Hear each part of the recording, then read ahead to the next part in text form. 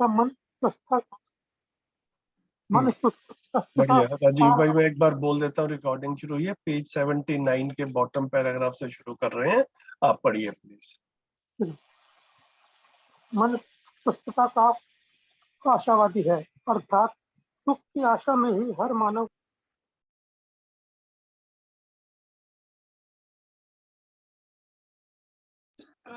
मूल्य, नैतिकता, चरित्र का स्वरूप समझ में आता है। परिभाषा के अनुसार जहाँ तक मनाकार को साकार करने वाली बात है, उसको मानव कहा गया है। मनाकार को साकार करने वाली बात दो विद्या में होती है, एक सामान्य आकांक्षा, आवास, अलंकार, और दूसरा महत्वाकांक्षा, दूरदर्शन और दूरगमन। जहाँ तक आचरण की बात है, वह कहीं नहीं मिलता है, न तो शिक्षा में न संविधान में मिलता है। संविधान में मानवीयतापूर्ण आचरण को मूल्यांकित कराने की कोई व्यवस्था नहीं है। शक्ति केंद्रित किसी भी संविधान में मानवीयतापूर्ण आचरण को प्रमाणित करने का प्रावधान होता ही नहीं है, क्योंकि यह मानवीय संविधान होता ही नहीं है।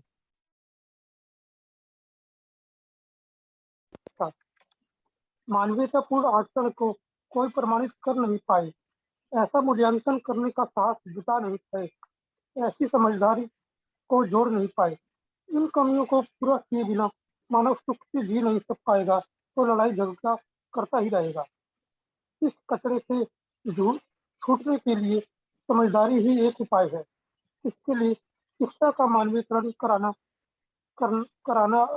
अति आवश्यक है। शिक्षा में विज्ञान के साथ चैतन्य प्रकृति का, दर्शन के साथ क्रिया पक्ष का, मनोविज्ञान के साथ संस्कार पक्ष का, भूगोल और इतिहास में मानव तथा मानवीयता का समावेश करेंगे। इस ढंग से शिक्षा में मानवीयता के समावेश होने से मानव की प्रवृत्ति सहज रूप से व्यवस्था में जीने की, अपने को प्रमाणित करने की होगी। अपने पहचान के साथ समाधान, समृद्धि, अभय, अस्तित्व में जीने के अवसर, आवश्यकता, सबलता के स्थान पर हम पहुंच जाएंगे। इसलिए शिक्षा संस्कार मान्यता के साथ ही पूर्ण होता है, दूसरी विधि से नहीं होता।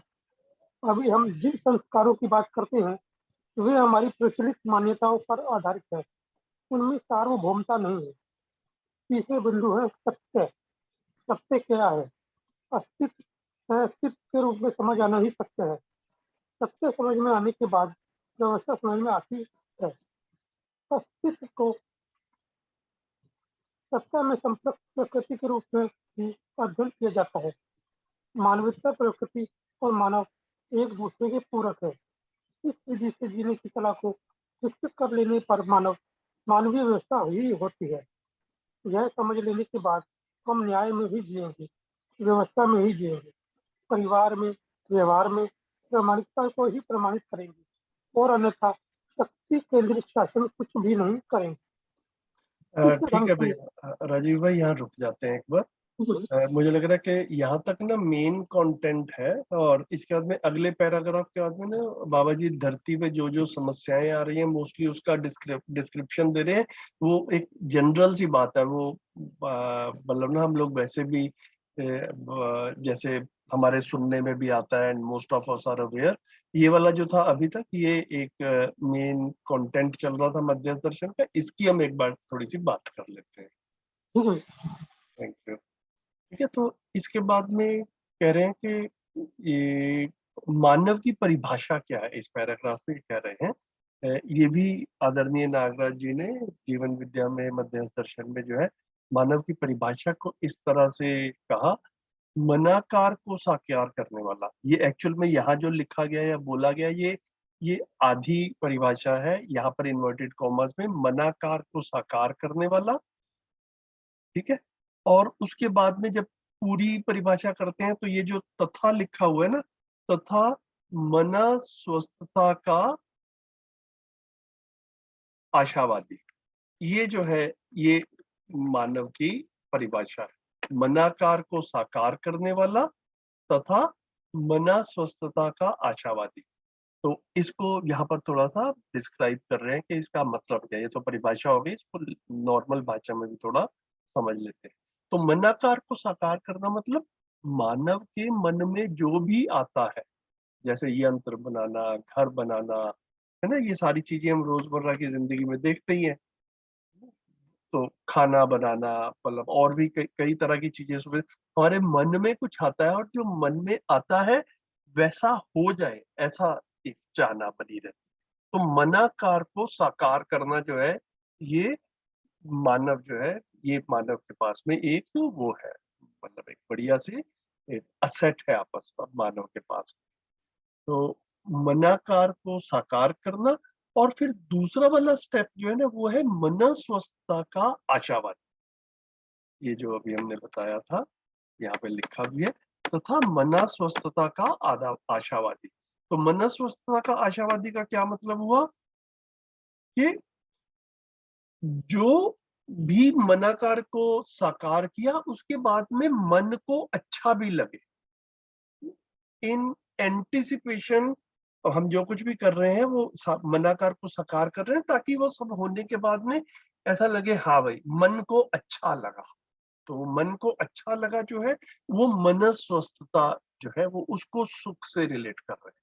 तो अभी जो है धीरे से आगे चल के जैसे करेंगे, वहां पर कह रहे हैं कि अर्थात सुख की आशा में हर मानव जीता है। तो मनाकार को साकार करने के बाद में जो सुख सुख की आशा है, वही मनस्वस्थता जो है वो कह रहे हैं।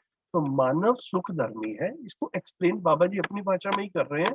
मुझे लग रहा है मैं अपनी भाषा ना लाऊं बीच में, पढ़ते पढ़ते बात करेंगे तो अच्छा रहेगा। इस तरह से मूल्य, नैतिकता, चरित्र का स्वरूप समझ में आता है ना? ये पिछले पैराग्राफ में बात हो चुकी है। अब एक्सप्लेन कर रहे हैं परिभाषा को। तो परिभाषा के अनुसार जहां तक मनाकार को साकार करने वाली बात है, उसको मानव पाठ। तो ये हम रोजमर्रा की जिंदगी में देख ही पाते हैं कि जो जो मन में आया मानव जाति के, और हम अपने इंडिविजुअल लेवल पे भी देखें, तो उसमें जो है ना, वो मतलब वो मानव जाति उसको पा गई है। तो मनाकार को साकार करने वाली बात जो है, वो दो डायमेंशंस में होती है, दो विधा में होती है। एक है सामान्य आकांक्षा, मतलब उसको कह रहे हैं रोटी कपड़ा मकान, इसको बाबा जी ने भाषा यूज किया बेसिकली, आवास, आहार और अलंकार, है ना? आवास मतलब घर, आहार मतलब खाना, और अलंकार मतलब जो बाकी सारी यूटिलिटीज हैं, जो नॉर्मल भाषा में हम कपड़ा कहते हैं, लेकिन उसको कपड़े से बड़ा करके जो भी शरीर के लिए उपयोगी चीज है। अगर मैं चश्मा लगाया है तो चश्मा भी अलंकार में आएगा, हम चप्पल पहनते हैं तो चप्पल भी अलंकार में आ जाएगी। तो रोटी कपड़ा मकान को ये वाली भाषा बाबा जी ने आवास, आहार, अलंकार दिया। तो ये एक है सामान्य आकांक्षा, ये तो सबके लिए आवश्यक है। और फिर एक है दूसरी महत्वाकांक्षा, उसको बोला दूर श्रवण, दूरगमन और दूरदर्शन। तो जो समाज गति के लिए लोग अपनी भूमिका निभाते हैं, उसके लिए उनको इधर उधर जाना पड़ता है, दूर की बात सुननी पड़ती है, दूर की देखनी पड़ती है, दूर एक्चुअल में आना जाना पड़ता है। तो महत्वपूर्ण लोगों के लिए, जिनकी समाज गति में ज्यादा महत्व है, उनके लिए ये वाली सारी आवश्यकताएं सोची गई। इसको भी मानव पा गया। तो मनाकार को साकार करना जो ये कह रहे थे, ये दो दो तरह से है। एक है सामान्य आकांक्षा, है ना? खाने में, कपड़े में, घर में, इनमें कुछ एस्पिरेशंस हैं, और उनमें एक वैरायटी है, एक स्केलिंग है, बढ़िया है, कुछ साधारण है। वो सब मानव के पास में मानव ने पाया। और दूसरा महत्वाकांक्षा, वो भी पाया। लेकिन इस सब के बाद में जहां तक आचरण की बात है, वह कहीं नहीं मिलता है ना? इस सब के बाद में हम लोग भी अपने में देखें, और अखबार उठाएं, आपस में बात करते हुए भी देख ही पाते हैं कि शिकायतें ही रहते हैं कि यार आदमी ठीक से जी नहीं पा रहा है ना? लोगों को ठीक गलत की समझ नहीं। तो ये जो आचरण है ना, ये शिक्षा में मिलता है, ना ये संविधान में मिलता है। संविधान में मानवीयतापूर्ण आचरण को मूल्यांकित करने की कोई व्यवस्था नहीं। ठीक है? ये भी एक काफी बोल्ड सा स्टेटमेंट है, इसको जो है वो थोड़ा सा सोचा जाए। ये सिर्फ भारतीय संविधान की बात नहीं कर रहे, दुनिया के किसी भी देश का संविधान उठा करके देखा जाए, अच्छा आदमी क्या होता है, इसकी मानवीयतापूर्ण आचरण क्या होता है, इसका जिक्र नहीं मिलता। मोस्टली संविधान जो है, वो गलत को पहचानते हैं, और गलत के साथ में कैसा डील करना है हमको, उस चीज के ऊपर संविधान फोकस्ड करता है। किस तरह का अपराध किया जाएगा तो कितनी सजा मिलेगी, है ना? सजा मिलेगी, अपराध होगा, उसका निर्धारण कैसे होगा, जुडिशियल सिस्टम कैसे होगा, तो ये सारा का सारा गलत को एड्रेस करने के लिए पूरा का पूरा ना, ये एक इम्पोर्टेंट पॉइंट है जब हमारा इस पे ध्यान जाता है। तो ये गलत पे फोकस्ड है सारे के सारे संविधान, है ना? सही मानव क्या है? तो एक assumption सी आ जाती है जो कि घरों में भी आ जाती है और संविधान में भी आ गई है कि जो आदमी गलती नहीं करता वो सही है। मतलब मैं जब अपने में अपनी समझने की जर्नी में देखता हूँ, तो मुझे भी ये चीज़ बड़ी स्पष्ट रूप से दिखती है कि अभी एक नॉर्मल सा कॉमन सा नोशन क्या बन जाता है कि एक आदमी जो है वो गलती नहीं करता, वो अच्छा आदमी है। तो मैं जब इन सारी चीज़ों पे शोध किया तो मुझे बड़ी बार घरों में, संबंधों में निरीक्षण-परीक्षण जो बाबा जी कहते ही हैं कि अपने भी संबंधों को देखा जाए, अपने आस-पास दूसरे संबंधी हैं, वो भी कुछ संबंधों में जी रहे हैं, उनको भी जब देखने जाते हैं, तो ये दिखा कि सब जब संबंधों में एक-दूसरे के साथ में शिकायत होती है, तो कोई आदमी अपराधी नहीं होता है ना? मतलब जो जब भी 2 लोगों में शिकायत होती है, ये सब हम अपने में भी, अपने घरों में भी, अपने संबंधों में भी देख सकते हैं। मैं भी कुछ गलत नहीं करता, मैं अपने में देख पाता हूँ। मेरे को लगता था मैं बहुत अच्छा आदमी हूँ, मैं जुआ नहीं खेलता, ठीक है? मैं और जो उल्टे-पुल्टे काम है वो नहीं करता। और जो बाकी लोग रहते हैं, वो भी अपने आप को ऐसे ही क्लेम करते हैं कि भैया हम भी ये सब काम नहीं करते। तो वो भी बढ़िया आदमी है, मैं भी बढ़िया आदमी हूँ, लेकिन ये 2 बढ़िया आदमी भी आपस में तालमेल पूर्वक जी नहीं पाते। नहीं तो जब मेरा इस तरफ ध्यान गया तो I found it very interesting. कम से कम मेरे को तो मतलब ऐसा ही लगा कि जब बढ़िया आदमी है तो बढ़िया आदमी के साथ में तो जी के अच्छा ही लगना चाहिए। लेकिन अगर बढ़िया आदमी की परिभाषा सिर्फ इतनी सी है कि वो गलती नहीं करता, अपराध नहीं करता, तो वो उससे पूरा नहीं पड़ता है। तो गलती अलग चीज़ है, अपराध नहीं करना है, ये एक बात है, लेकिन सही क्या है, वो पता हो, तो हम सही कर पाएँ। वहाँ से जो है ना मानवीयतापूर्ण आचरण की शुरुआत हो। गलती ना करना तो एक मिनिमम सी चीज़ है, लेकिन सारे संविधान मोस्टली गलती और अपराध पे ही फोकस्ड है। तो ये अपने में शोध करने का विषय है। और फिर सजा देने की बात है तो वो शक्ति केंद्रित शासन ही आ जाता है। इसको भी बाबा जी ने इस शब्द को बार-बार यूज़ किया है। तो शक्ति केंद्रित शासन में भय और प्रलोभन से ही जो है वो एक तरह से हम मानवीयता स्थापित करने की कोशिश करते हैं। इससे होती नहीं, समझ से ही मानवीयता स्थापित। तो इसलिए अभी तक इनमें मानवीयतापूर्ण आचरण ना हो पाया है और ना हो सकता है। तो ऐसा मूल्यांकन करने का, ये सब देखने का, इस सब के बारे में बात करने का साहस जुटा नहीं पाई मानव जाति, इसको जोड़ नहीं पाए और इन कमियों को पूरा किए बिना मानव सुख से नहीं जी पाएगा और लड़ाई झगड़ा करता ही रहेगा। ये जो है ये बार-बार देखने वाली बात है। हम में से जितने भी इसके बारे में गंभीरता से सोचें और जैसे अपने सुनील खेड़वा भाई पहले शुरू में शेयरिंग कर रहे थे कि मनन जब हम करने जाते हैं, मिलजुल करते हैं, तो इन सब चीज़ों की तरफ ही ध्यान सा जाता भी है कि एक्चुअल में जो है यही अपने में रिफ्लेक्शन है, यही अपने में शोध है कि सारा कुछ हमें लगता है कि भई हम गलत तो कुछ भी नहीं कर रहे, लेकिन फिर भी चीज़ें ठीक नहीं हो रही। तो उसी चीज़ को बाबा जी इस पैराग्राफ में एड्रेस कर रहे हैं। तो इसके लिए शिक्षा का मानवीकरण करना अति आवश्यक है। ये वाली चीज़ जो है, ये बार-बार जो है वो पिछले 2-3 पेजेज़ में आई है कि वो शिक्षा का मानवीयकरण वाला शिक्षा का कंटेंट कंप्लीट करता है। उसके लिए क्या करना पड़ेगा? उसके लिए विज्ञान के साथ में चैतन्य प्रकृति का, चैतन्य पक्ष का अध्ययन करना है। दर्शन के साथ में क्रिया पक्ष का, मनोविज्ञान के साथ में संस्कार पक्ष का और भूगोल और इतिहास में मानव और मानवीयता का समावेश करना है। ये हम बार-बार पिछले सेशंस में बात की है, तो रिपीट नहीं करेंगे। इस ढंग से शिक्षा में मानवीयता का समावेश होने से मानव की प्रवृत्ति सहज रूप से व्यवस्था में जीने की, अपने को प्रमाणित करने की हो। अपने पहचान के साथ समाधान, समृद्धि, अभय, सह-अस्तित्व जीने के अवसर, आवश्यकता, सफलता के स्थान पर हम पहुँच जाएँगे। ये मानव लक्ष्य है, यूनिवर्सल ह्यूमन गोल। हर मानव समाधान मतलब समझ के साथ जीना चाहता है, परिवार में समृद्धि के साथ में जीना चाहता है, समाज में अभयता के साथ में जीना चाहता है। डर ना लगे, ना ना मेरे को किसी से लगे, ना मुझसे किसी को लगे। इसको जो है हम लोगों ने एजुकेशन में ना काफ़ी बार मैं देखता हूँ तो स्कूलों में सॉन्ग्स वगैरह बड़े आ गए हैं इसमें। जैसे वो होता है ना एक एक सॉन्ग मेरे को याद आता है बार-बार। हम होंगे कामयाब एक दिन, तो उसमें भी एक स्टेंजा आता है, एक पैरा, एक जब बोलने में आता है, हमें नहीं किसी का डर, हमें नहीं किसी का डर। तो परंपरा में ये पहचान लिया कि डर जो है ना, ये कोई अच्छी चीज नहीं है। अगर हम डर से जी रहे हैं तो हम कामयाब नहीं है। वो पूरा सॉन्ग जो है वो कामयाबी को एड्रेस कर रहा है, सफलता कि हम होंगे कामयाब। कैसे होंगे कामयाब? जब हमें डर नहीं होगा। लेकिन हम डर से मुक्ति तो पा नहीं पाए हैं ना, भय से मुक्त नहीं हो पा रहे हैं। तो बाबा जी ने बार बार कहा है, सुविधा संग्रह से भय मुक्ति नहीं होगी, मानवीयता पूर्ण आचरण से भय मुक्ति होगी। मेरा आचरण मानवीयता पूर्ण होगा तो मेरे आसपास वाले भय मुक्त होंगे, उनका आचरण मानवीयता पूर्ण होगा तो मैं भय मुक्त होगा। जैसे जैसे मानवीयता पूर्ण आचरण वाले लोगों की संख्या समाज में बढ़ेगी, समाज में अभयता आएगी। तो ये जो है, ये हर मानव इन चीजों को चाहता है।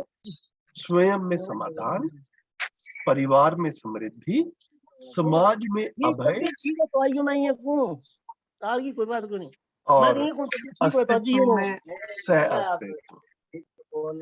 अब फिर मैं तो फिर इलाज देव है। भाई देख अब लीजिए, ठीक हो गया तो आवाज जो आ रही है। बाकी सब लोग अपने को म्यूट कर ले प्लीज, कहीं से ना आवाज आ रही है। देव भाई अगर ना पता चले तो आप ही म्यूट कर दें फिर। जी जी हो गया। इसलिए तो ये जो है ना, ये तो इसी को सफलता जो है वो कह रहे हैं।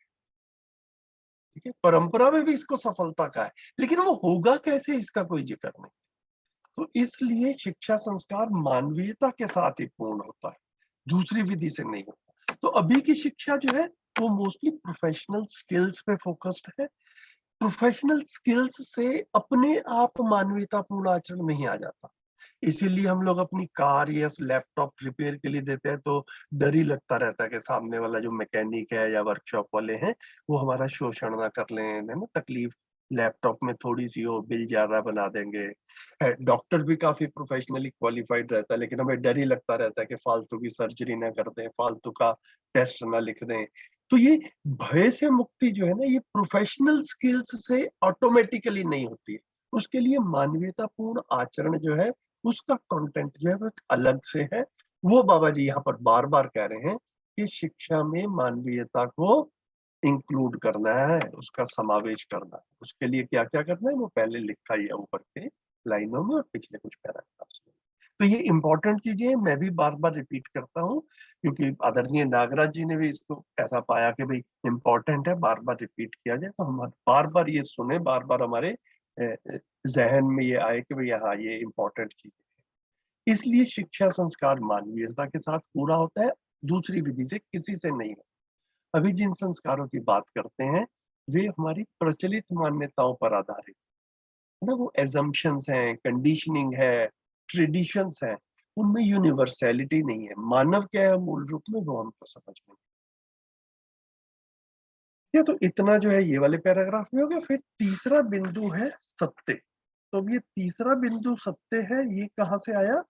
ये हम कुछ दिन पहले दूसरे साथियों से बात कर रहे थे, तो पहले दो बिंदु क्या है तो किसी ने पूछ लिया, तो हम थोड़ा हमने ढूंढा, तो ऐसा लगा कि आपके साथ भी शेयरिंग रहे। तो ये पेज 77 पे एक आता है यहाँ पर, ये है पेज 77। तो यहाँ पर जब हम बाबा जी डिस्क्राइब कर रहे थे शिविर में, तो इसमें बोला था न्याय के बाद आता है धर्म।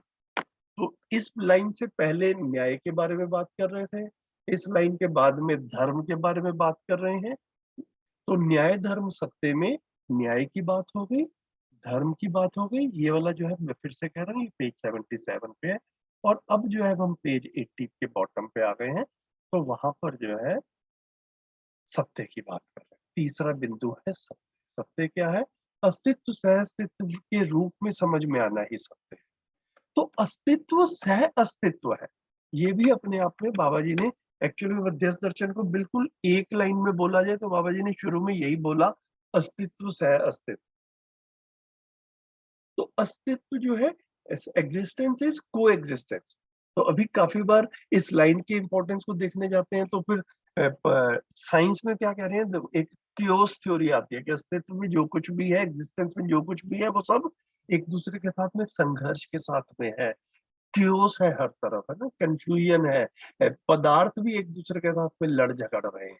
तो वो चीज यहाँ पर जो कहा जा रहा है ये उससे बिल्कुल अलग कह रहे हैं। There is no chaos in existence, there is no uncertainty or indefiniteness in existence. Existence जो है, अस्तित्व जो है वो स्थिर है, निश्चित है। अस्तित्व में जो कुछ भी होता है वो नियम पूर्वक होता है और अस्तित्व सह अस्तित्व। तो ये इस बात को जब हम सुनते हैं तो फिर इसको हम जब समझने जाते हैं तो सत्य समझने में अस्तित्व जो है वो सह अस्तित्व के रूप में समझ में आता है। सत्य समझने के बाद में व्यवस्था समझ में आती है।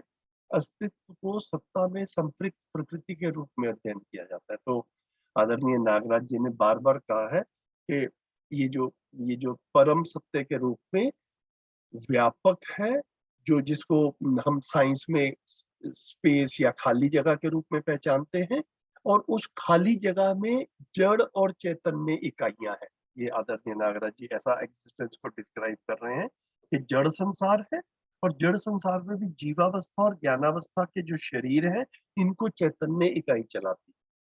तो व्यापक में जड़ और चैतन्य प्रकृति इतना हमको समझ में आता है तो हमारी सत्य या समझ में आता है in the sense at least logically हम इस चीज को देख पाते हैं और फिर फर्दर डिटेलिंग जाते हैं। तो ये हमारी सत्य को समझने की यात्रा जो है ये शुरू होती है।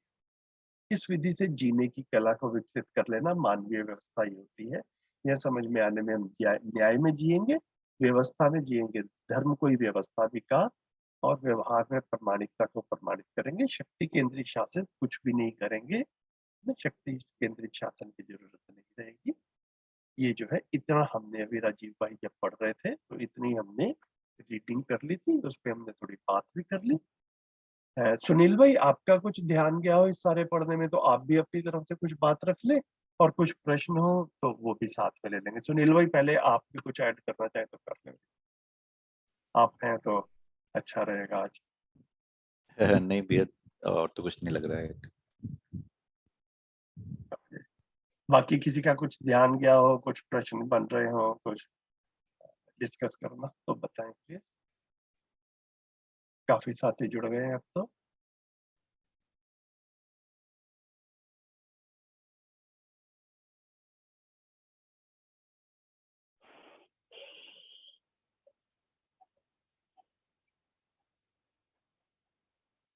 आप लोग भी, मैं ना बार बार एनकरेज करता हूँ, देखिए कुछ देर तो हम लोग रीडिंग के बाद में अपने तरफ से बात रख लेते हैं, आप भी कुछ व्यक्त किया जाए, क्या समझ आया अपने भाषा में ना कुछ व्यक्त करने की कोशिश करेंगे। ये भी अपने समझने के लिए एक जो है ना काफी हेल्पफुल रहता है, सहायक रहता है उसके लिए। तो मतलब प्रश्न ना पूछें बेशक, अगर प्रश्न नहीं बन रहा, जैसा समझ में आया उसी को अपने भाषा में कहें। तो कई बार ना डबल चेक करने के लिए कह सकते मेरे को ऐसा लग रहा है, क्या ये मैं ठीक समझा हूँ, वो भी आपके लिए काफी सहायक रहेगा। राजीव भाई आपकी फोटो नजर आ रही है तो आप ही को पूछता हूँ। हाँ भैया, मैं भी बस सोच ही रहा था कि क्या समझिए क्या पूछूं। तो इसको बताया अभी आपने कि अस्तित्व भी सह अस्तित्व है, तो उसमें मैं यही सुनना है और पूछना चाह रहा था ना कि जो चारों अवस्थाएं हैं और जीवन है और व्यापक है, मतलब यही सब को हम मतलब मैं बोलेंगे कि अस्तित्व जो है यही है सब।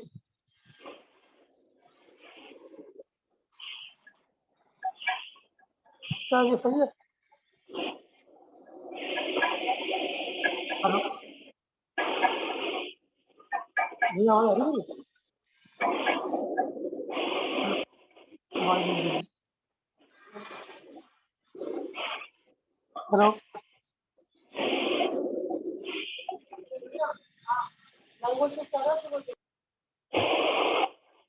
भैया आवाज आ रही है आपको? भैया, आवाज आ रही है? हेलो। हाँ जी आपकी आवाज आ रही है संजीव भैया से। मैं तो वही पूछ रहा था भैया अस्तित्व के बारे में कि ये चारों अवस्थाएं ये सह अस्तित्व है और ये जीवन और व्यापक मिला के सब सह अस्तित्व है।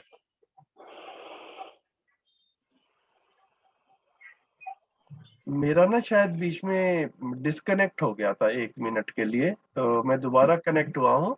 तो आपने जो मैं सुन रहा था तो मतलब मेरे को अच्छा लग रहा था कि आपने एटलीस्ट सह अस्तित्व को कैसा समझा उसको व्यक्त कर रहे थे आप अपनी भाषा में। अब मैं सुन ही नहीं पाया था प्रश्न, तो मैं, जिन्होंने सुना है, देव भाई या सुनील भाई, आप ही इसको रिस्पॉन्ड कर देंगे तो अच्छा रहेंगे।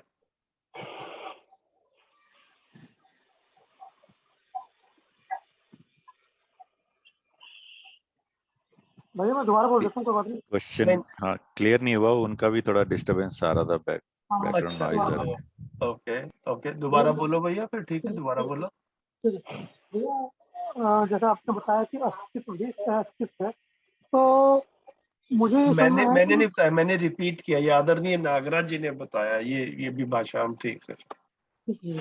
अभी आपने बोल हाँ हाँ बिल्कुल ठीक, मैंने तो दोहराया। दोहराया आपने कि जैसे अस्तित्व ही सह अस्तित्व है, तो मुझे उसमें ये समझ में आया कि वो चारों अवस्थाएं जो हमें दिखती है, ये पेड़ पौधे दिखते हैं, मानव दिखते हैं, जीव जंतु दिखते हैं, और सब संसार दिखता है, और इसके अंदर हमें व्यापक खालिस्तान दिखता है, तो ये सब ही तो हम मानेंगे कि ब्रह्मांड जो भी कुछ है यही सब कुछ है, अस्तित्व सह अस्तित्व यही है।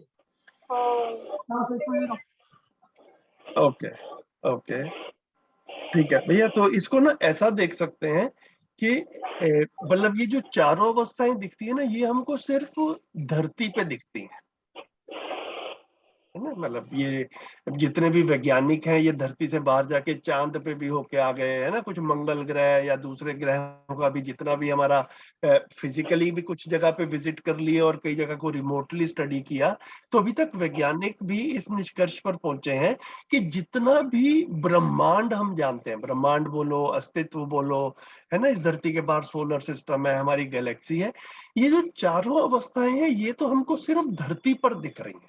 धरती के बाहर जब हम जाते हैं, दूसरे ग्रहों पे जाते हैं, वहां पर हमको सिर्फ अभी पदार्थ अवस्था दिख रही है, तो वहां पर कहीं पर भी हमको प्राणावस्था भी नहीं दिखी, कहीं पर भी पेड़ पौधे तक जो है वो ऐसा प्रमाण नहीं मिला है कि कहीं पर भी पेड़ पौधे। तो जो जो अस्तित्व की बात करें, तो अस्तित्व तो संपूर्ण अस्तित्व की बात कर रहे हैं, तो संपूर्ण अस्तित्व में जड़ प्रकृति है, चैतन्य प्रकृति है, और ये व्यापक में संपृक्त है, इतना हमको समझ में आता है ना। तो कहीं पर भी चले जाए, तो जैसे आप इस सोलर सिस्टम के बाहर भी चले जाओ, किसी दूसरे सोलर सिस्टम पे चले जाओ, है ना, तारे वगैरह हमको दिखते ही हैं, तो हर जगह पे स्पेस है, ऐसा हमको समझ में आता है, और कुछ ना कुछ जड़ प्रकृति है। जड़ प्रकृति है मतलब कि वो जो भी तारा है या कोई और सोलर सिस्टम है, तो वो भी किसी पदार्थ का ही बना होगा, इतना तो हमको समझ में आता ही है। तो जड़ प्रकृति है, और फिर जहां जहां पर ये जड़ प्रकृति में परमाणु में विकास होते हुए आगे बढ़े, और ये प्राणावस्था, जीवावस्था और ज्ञानावस्था इस धरती के बाहर भी अगर कहीं पर भी मिलेगी, ठीक है, तो इन शरीरों को चलाने के लिए जीवन भी इस अस्तित्व में है। तो अस्तित्व में सिर्फ तीन ही वास्तविकताएं हैं, सत्ता में मतलब व्यापक में संपृक्त, जड़ और चैतन्य इकाइयां, ठीक है। ये पूरे अस्तित्व के बारे में हम ये कह सकते हैं, इसको परम सत्य बोला, ठीक है। अब धरती के रेफरेंस में देखते हैं, तो हम धरती पे हम व्यवस्था की बात कर सकते हैं, तो यहाँ पर हमको चारों अवस्थाएं दिखती हैं, तो इन चारों अवस्थाओं का भी एक दूसरे के साथ में एक संतुलन है, ये भी एक दूसरे के साथ में कोएग्जिस्ट करते हैं, इस सेंस में हम इनको भी सह अस्तित्व के रूप में देख सकते हैं, ठीक है। फिर अगर हम ये मानव के ऊपर भी आए, तो मानव को, हर मानव इकाई को भी अगर हम कहें, तो ये शरीर और जीवन का संयुक्त रूप है, ऐसा जो है डिस्क्राइब करने के रूप में मध्यस्थ दर्शन में आदरणीय नागराज जी ने बार बार लिखा है, ठीक है। तो ये जीवन है और ये शरीर है, ये साथ साथ रहते हैं, तो हम मानव रूप में, ठीक है। तो इसको संयुक्त रूप में बोला है, मतलब आपको अगर वैसे समझना हो, तो ये भी साथ साथ है, ये भी कोएग्जिस्ट कर रहे हैं, तो हम मानव रूप में है, और फिर किसी स्टेज पे शरीर जो है वो चलने लायक नहीं रहता है, तो जीवन उसको छोड़ देता है, तो ये अलग अलग हो जाता है। तो इनको भाषा थोड़ी सी अलग है, सह अस्तित्व जो है वो सत्ता में संपृक्त, जड़ और चैतन्य पर यहाँ पर टिकाना है अपने आप को।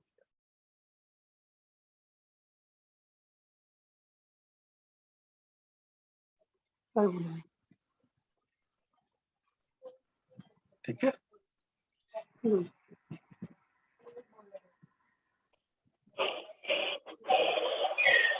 सो भैया दो दो बातें, आपका आवाज आ रही है? हाँ जी, आ रही है। तो दो बातें मैं एक तो मतलब बात बोलनी थी और एक क्वेश्चन है एक दूसरा। एक तो आपने जो भैया केओस थ्योरी के बारे में बोला, एक्चुअली उससे दूसरी विपरीत थ्योरी भी अवेलेबल है। एक कोई फ्रेंच शायद फिलोसोफर थे, सम लेबनीज करके ऐसा कुछ नाम था उनका, और उन्होंने एक मतलब हार्मनी के बारे में थ्योरी दिया था, जिसमें उनके अकॉर्डिंग ऐसा कुछ था कि सब्सटेंसेस जो होते हैं, जो एलिमेंट जो होते हैं, वो प्री प्रोग्राम्ड होते हैं नेचर के अंदर। वो प्री प्रोग्राम्ड होते हैं एक दूसरे के साथ हार्मनी में रहने के लिए। हालांकि वो भी फिर कहीं ना कहीं अधूरा रह गया। उन्होंने फिर लास्ट में बोला कि they are those are pre programmed by the God,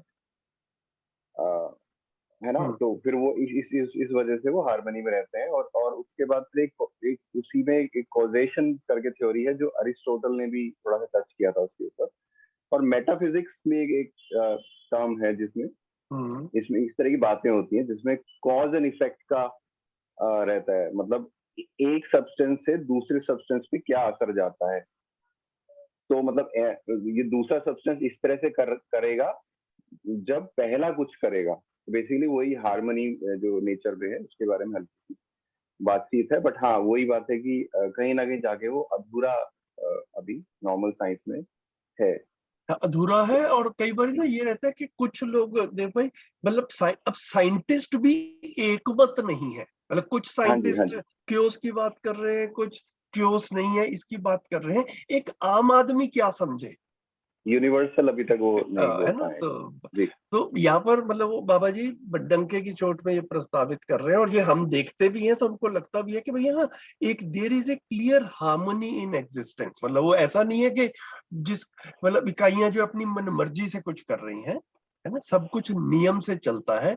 ऐसा समझने से हमको एग्जिस्टेंस समझ में आता है। ये अपने में देखने की बात है ना। तो जी, एक इस तरह से जी, प्रस्ताव आता है। बाबा जी ने सब कुछ प्रस्ताव रूप में रखा है, तो सब शोध कर सकते हैं इसमें। हाँ, दूसरा बताएं। जी। दूसरा, जैसे आपने भय का 2-3 बार अपने चैप्टर में भी डिस्कशन हुआ, तो उसमें जैसे जैसे 4 लेवल पे बात होती है हमारी, स्वयं में, परिवार में, समाज में और नेचर में। तो अभी परिवार में जहाँ बात आती है वहां पर कलेश मुक्ति और समृद्धि की बात आती है, और समाज में अभयता की बात आती है। तो मेरा कंफ्यूजन या क्वेश्चन ये है कि मान लीजिए एक लेवल अटेन होता है परिवार लेवल तक का, तो उसके उसके बाद फिर अभयता है वो समाज से, समाज में ऐसा होने की बात हुई है। तो यदि वो नहीं है तो क्या परिवार में फिर क्लेश मुक्ति और समृद्धि पॉसिबल है? इट्स लाइक मेरे बॉडी का एक ऑर्गन ठीक काम कर रहा है, लेकिन फिर उससे बड़ा कोई ऑर्गन या फिर उससे कोई कनेक्टेड ऑर्गन काम ठीक से नहीं कर रहा है। तो जो जो ऑर्गन ठीक काम कर रहा है, तो उसको हम ठीक काम करना बोल सकते हैं क्या, ठीक कॉन्फिडेंटली? क्योंकि फिर से वही बात है कि जुड़ा तो हुआ ही है। हाँ, जुड़ा तो हुई है भैया काम। अब जैसे हमें भी कई बार लगता है कभी शरीर में 2-3 जगह पे प्रॉब्लम हो, है ना। तो अब ऐसा थोड़ी है कि सबको छोड़ ही दे भाई, एक एक करके एड्रेस किया जाए उसको। मतलब शरीर के हमें कभी ना कभी कुछ होता ही रहता है शरीर में। तो मतलब वो पूरा शरीर ही खराब हो गया ये भी कहते हुए नहीं बनता है। मतलब उतना ही खराब है जितना खराबी है, और उसको एड्रेस किया जाए। तो यहाँ पर क्या भैया कि बाबा जी ने ना बड़े अच्छे से जर्नी भी बता दी कि जर्नी ना किस तरह से चलेगी। मतलब 2 अलग अलग चीजें हैं। एक है समाज में जागृति, है ना, और एक है व्यक्ति में जागृति। तो हम सब के लिए भी यही कार्यक्रम है। हमें इंडिविजुअली भी अनुभव संपन्न होना है, जागृत होना है, समझदार होना है, समाधान संपन्न होना है, और समाज में भी इस चीज की आवश्यकता है। ठीक है। तो जैसे ही ये पता चलता है, आदमी दोनों पे फोकस करते हुए चलता है।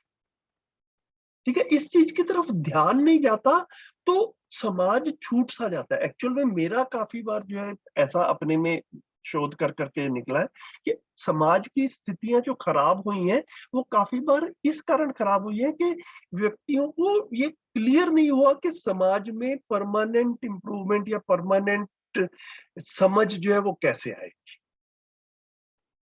ये तो बाबा जी ने बड़े अच्छे से, मैं मतलब जितना मेरे तक पहुंचा, मतलब मैं इस चीज को क्लियरली देख पाता हूँ कि पूरा का पूरा रोड मैप क्लियर कर दिया कि इंडिविजुअली भी कुछ करना है और समाज इंडिविजुअली ही करते रहेंगे और समाज छूट गया तो भी कुछ नहीं होने वाला है ना। और समाज पे ही करते रहो, इंडिविजुअली कुछ नहीं किया तो जो कर रहे हैं वही ठीक है कि नहीं है उसका भी नहीं पता चलेगा। तो खुद को भी आगे बढ़ाना है और फिर जो है वो साथ में समाज में भी इस चीज की आवश्यकता है और सबको इस चीज की आवश्यकता है। इसको देखते हुए जब हम करते हैं तो फिर से सुनील भाई जी ने जो सवेरे कहा था, फिर एक संतुलन बिंदु निकलता है ना। तो अपने पे भी काम करना है और सब पे भी करना है, चारों पे ही करना है। एक्चुअली अपने पे भी करना है, परिवार पे भी करना है, समाज में भी करना है और अस्तित्व को समझना है, देखना है भैया वो प्रमाण के रूप में वो दिखता ही है कि वहां पर चीजें फिर ठीक हो रही है कि नहीं। जी जी भैया। तो मतलब अब वो आपका प्रश्न जो है वो अभी भी शायद एज इट इज ही है, ये अपने में ही शोध करके निकलेगा कि वो समाज तो जैसा है वैसा ही है, तो वैसा ही है तो उसको छोड़ दिया जाए ये भी अपने आप में ठीक नहीं है, तो कुछ ना कुछ करना पड़ेगा। तो उसके लिए एक बार मैं गणेश पागड़िया जी का सुन रहा था तो उन्होंने कहा था भैया ये जल्दी से होने वाला काम नहीं है, इसमें कई शताब्दियां लगेंगी। और मैं भी अपने में सोचता हूँ तो मेरे को भी ऐसा लगता ही है कि भैया ये कई शताब्दियों का काम, लेकिन कई शताब्दियों का काम है तो क्या उसको किया ही ना जाए, उसको शुरू ही ना किया जाए। कोई पीढ़ी शुरू करेगी तो कुछ शताब्दियों में जाकर के पूरा हो ना। मानव जाति के इतिहास में देखें बाकी काम भी ऐसे ही हुए, मतलब एग्रीकल्चर भी कभी शुरू हुआ था तो एक ही पीढ़ी ने पूरी एक्सपर्टीज हासिल कर ली हो, ऐसा नहीं है, वो भी कई शताब्दियों तक चला था। तो ये वाला भी चैतन्य पक्ष वाला भी समझ वाला भी, अभयता वाला भी, ये भी कई शताब्दियों तक चलेगा। जी भैया वो सही है। थोड़ा सा मतलब उस क्लेम के बारे में बात थी कि अ, समाज में यदि वो एग्जिस्ट अभी कर रहा है तो भाई है। क्या परिवार में जिस जिस क्लेम की हम बात कर रहे हैं समृद्धि की जैसे, तो क्या वो पूरा होना पॉसिबल है? मतलब मैं क्या उसको क्लेम कर सकता हूँ कि हाँ मैं परिवार में समृद्धि अभी महसूस करता हूँ जब समाज में भय अभी भी व्याप्त है? तो देखा जाए आप इसको, मतलब मैं ना एटलीस्ट इसको इस तरीके से देखने से ना मुझे काफी बार ये लगता है कि हम ना सिचुएशंस को थोड़ा फोकस्ड वे में देख पाते हैं। मतलब फॉर एग्जांपल मेरे घर में ये सबके लिए एक प्रश्न है, अपने अपने अपने में मनन करने के लिए, अपने अपने में शोध करने के लिए, ऑब्जर्व करने के लिए। मेरे घर में जितनी भी प्रॉब्लम्स हैं क्या उस सब का जिम्मेदार समाज का भय ही है या हम सब में भी, हम में परिवार के सदस्यों में भी समझ की कमी की वजह से भी दिक्कत आती है। ठीक है? तो मैं तो बड़ी क्लियरली देख पाता हूं कि भैया हाँ समाज में भय है, उसकी वजह से हमारे घर में कुछ प्रॉब्लम हो, है ना। वो भी एक दिक्कत है। जैसे बच्चों ने कहीं पर बाहर जाना है ना, बच्चों का मन करता है बाहर जाने का। अब हम कहते हैं कि बाहर की स्थितियां ठीक नहीं है, थोड़ा सा डिसिप्लिन्ड वे में चलो, देर तक ना रुको, सुनसान जगह पे ना जाओ, है ना, ज्यादा एडवेंचरस नहीं बनना है। और वो बच्चे कहते हैं कि भैया मतलब इसकी आवश्यकता क्या है, मतलब हम तो 4 लोग जा रहे हैं। अब हमें कई बार लगता है कि भैया 4 भी काफी नहीं हो। ठीक है, तो समाज तो अब क्या हो गया कि बच्चे में और पेरेंट में एक एक थोड़ा सा एक कॉन्फ्लिक्ट आ गया, एक मतभेद बन गया। तो उससे आपस में जो है वो थोड़ा सा लगता है कि उभय तृप्ति नहीं मिल रही है, जिसका मूल में कारण समाज है। समाज की स्थितियां ठीक नहीं है, इसकी वजह से आपस में मतभेद बन रहा है। लेकिन काफी बार सुबह से शाम तक ये भी देख पाते हैं कि समाज तो पिक्चर में ही नहीं है ना। तुम टीवी इतना तेज क्यों लगा लेते हो, तुम तो सारा दिन टीवी देखते रहते हो। ठीक है, कोरोना हुआ था जब पीक में, तो काफी लोग कहते थे कि यार वो बुजुर्ग लोग जो है ना, हम तो उनको रोकते रहते हैं, उनको समझ में नहीं आता, उनको तो बस बाहर जाना है, मास्क भी नहीं लगाना है। वो हम उनको रोकते रहते हैं, उनको समझ में नहीं आती है। बुजुर्ग कहते हैं मैं सारा दिन घर में कैसे बैठा रहूं।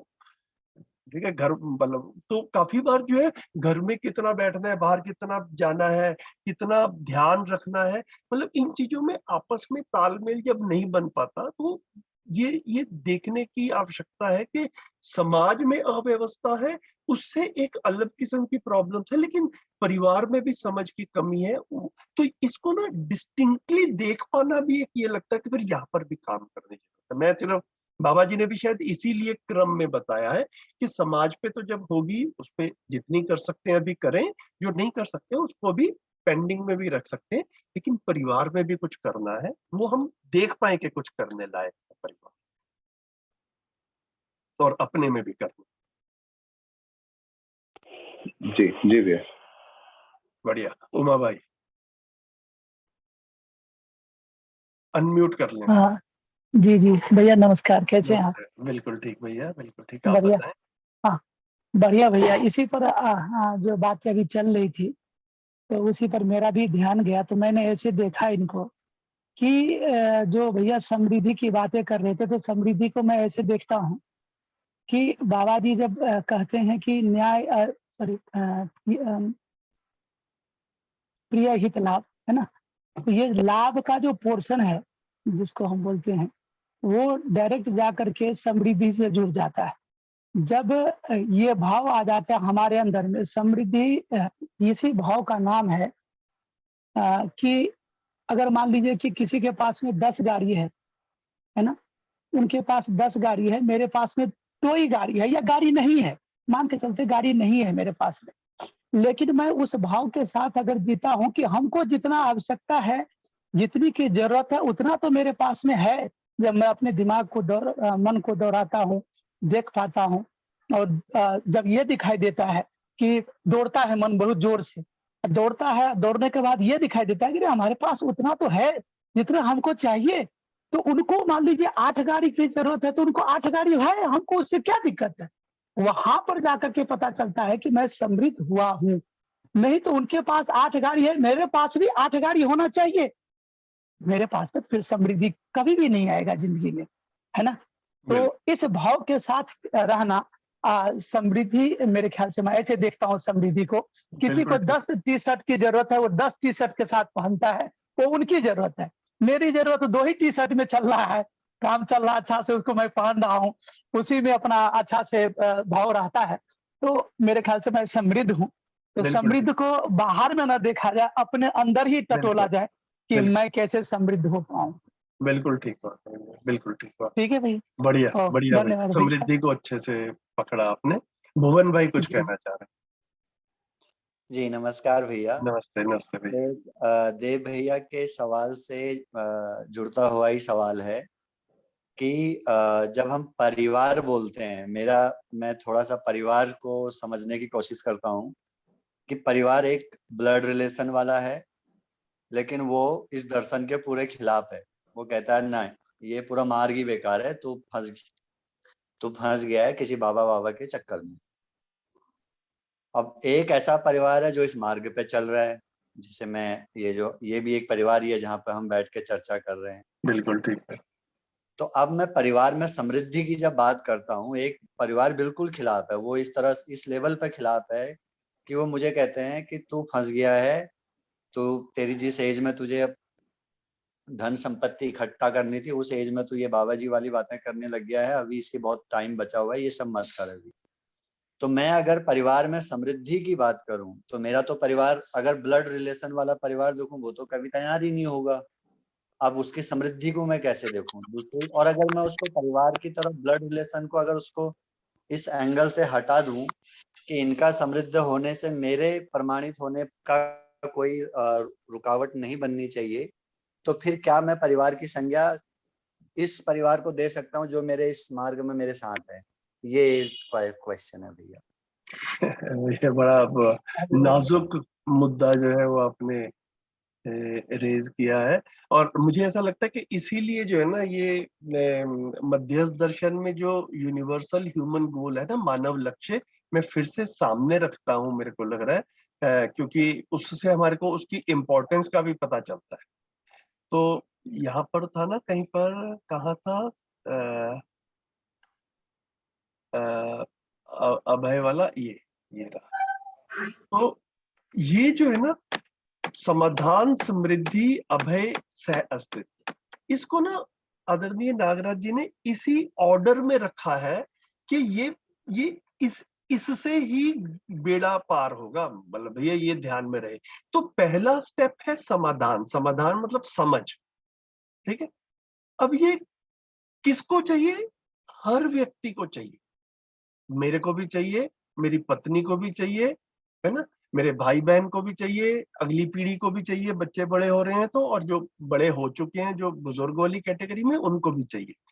तो ये इंडिविजुअल के लेवल पे हर व्यक्ति का समाधानित होना आवश्यक है।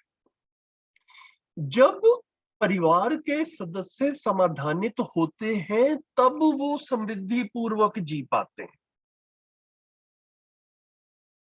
ये जो है ना भुवन भाई, ये क्रम है, मतलब ये हमने बार बार सुना भी है, लेकिन जिस तरह से आप प्रश्न कर रहे हैं, मुझे लग रहा है हम इसको इस दोबारा से एक बार देख लें। तो पहले व्यक्ति समझदार होगा, फिर कुछ व्यक्ति मिलजुल कर एक परिवार के रूप में रहते हैं। तो समझदार व्यक्तियों में ही समृद्धि प्रमाणित होगी। अगर व्यक्ति समझदार नहीं है या ज्यादातर व्यक्ति समझदार नहीं है तो समृद्धि प्रमाणित नहीं होगी, समृद्धि समझ में ही नहीं आएगी, फिर वो तुलनात्मक ही जीते रहेंगे। और फिर जो समाधान समृद्धि पूर्वक जीते हुए व्यक्ति और परिवार जो होंगे, ये मिलजुल कर जो है जब बड़े स्तर पर रहेंगे तो वहां पर अभयता रहेगी। वहां अभय पूर्वक जो है भय से मुक्त होकर रहा जा सकता है। नहीं तो हो क्या रहा है एक्चुअल में, समाज में भय का वातावरण क्यों है? ये जितने पैसे वाले लोग हैं, जितने प्रोफेशनली क्वालिफाइड लोग हैं, ये भी समृद्धि का अनुभव नहीं कर पा रहे हैं अपने। इसीलिए एक डॉक्टर और एक इंजीनियर और एक चार्टर्ड अकाउंटेंट और एक लॉयर और जितने भी आप ये बड़े बड़े रेस्पेक्टेबल प्रोफेशंस हैं, हमें इनसे किसी से भी वास्ता पड़ता है तो हम घबराते ही हैं कि भैया हमारा ही पैसा ना लूट ले हमसे, कहीं से डरा धमका के हमको, क्योंकि ये खुद अभी समृद्धि के भाव से नहीं जी पा रहे हैं, तो इनको और पैसा चाहिए, है ना। और जो चाहिए तो वो चाहिए जैसे मर्जी आए, है ना। तो वो फिर अपने कस्टमर्स का, अपने पेशेंट्स का, क्लाइंट्स का, उनका जो है फिर वो शोषण करते हैं। तो परिवार में समृद्धि आ जाती है तो आदमी शोषण करना तभी बंद करता है। जब तक परिवार में समृद्धि नहीं आएगी तब तक शोषण करेगा। शोषण करेगा तो जिसका शोषण होगा वो भय सिर पर आ रहेगा। तो ये ना इसी क्रम में चलेगा। तो आपका जो प्रश्न था भुवन भाई के परिवार में समृद्धि जब तक वो नहीं आ रही, तो इसका मतलब यह है कि अभी उससे पहले का भी काम पूरा नहीं, तो पहले समाधान पे काम। हेलो, एक सेकंड अक्षय भाई, एक सेकंड। तो भुवन भाई ये ठीक लग रही है इतनी बात? जी बिल्कुल भैया, बिल्कुल। जब तक स्वयं में समाधानित ना हो तब तक ये परिवार वाला नेक्स्ट स्टेप है उसका। नेक्स्ट स्टेप है। तो स्वयं में समाधान अकेले से भी काम नहीं चलेगा। जब तक आपके स्पाउस को, जीवन साथी को भी इस चीज की स्वीकृति ना हो, सब लोग ना इक्वली गहराई से चले, ऐसा नहीं होगा। जैसे मैं अपने घर में भी देख पाता हूँ, तो मैं हूं और मेरी वाइफ, ठीक है। अब जितनी गहराई से इस कंटेंट को मैं समझ रहा हूँ, अब पत्नी की जिम्मेदारियां जो है वो दूसरी रहती हैं, तो वो उनमें वो अब सभी लोग घर छोड़ के शिविर में जाना शुरू कर देंगे तो घर की व्यवस्था बिगड़ जाएगी। तो उन्होंने अपने में अच्छे से ये जिम्मेदारी ले रखी है कि घर की व्यवस्थाएं मैं संभालूंगी। जितना हम लोग मिलजुल कर कंटेंट पे बात कर पाते हैं उतनी करते भी हैं। तो स्वीकृति है कंटेंट की, तो जो है ना वो समृद्धि का भाव आ जाता है। सभी पूरा समाधानित होंगे उसके बाद में ही समृद्धि की बात करेंगे, ऐसा भी नहीं कह रहे हैं। चलते चलते आगे का भी दिखना शुरू हो जाता है, समझ आना शुरू हो जाता है, इतनी जो है वो बात करें। तो समाधान के रास्ते पे चलते चलते समृद्धि का भी फील होना शुरू हो जाता है। वहां पर और आगे बढ़ते हैं तो अभय का भी फील होना शुरू होता है। ये ऐसे करके गाड़ी चलती है। जो बिल्कुल सवेरे इन्होंने भी ना, सुनील भाई ने इसी बात को 8 और 8:15 बजे के बीच में हम लोगों ने 10-15 मिनट बाद इसी पे बात की थी। संतुलन बिंदु जो है वो ऐसे ही निकलता है। ठीक है अक्षय भाई, आप कुछ कह रहे थे? हाँ भैया जी, ये समृद्धि को मैं संतोष मान सकते हैं क्या? संतोष, जैसे कोई चीज नहीं मिल रही तो संतोष धारण कर लो, संतोष। भैया ये ना सारे के सारे शब्द हैं, तो ये थोड़ा सा आप ना शिविर वगैरह और रिकॉर्डिंग्स वगैरह देखिए और फिजिकली भी शिविर करने की कोशिश कीजिए। ये हर शब्द का ना एक प्रिसाइज मीनिंग है। तो समृद्धि को संतोष नहीं कह रहे हैं यहाँ पर। जैसे समाधान, समृद्धि, अभय, सहस्तित्व, तो इससे मिलते जुलते 4 शब्द जो है ना, सुख, शांति, संतोष, आनंद, ऐसा करके 4 शब्द मध्यस्थ दर्शन में दिए हैं।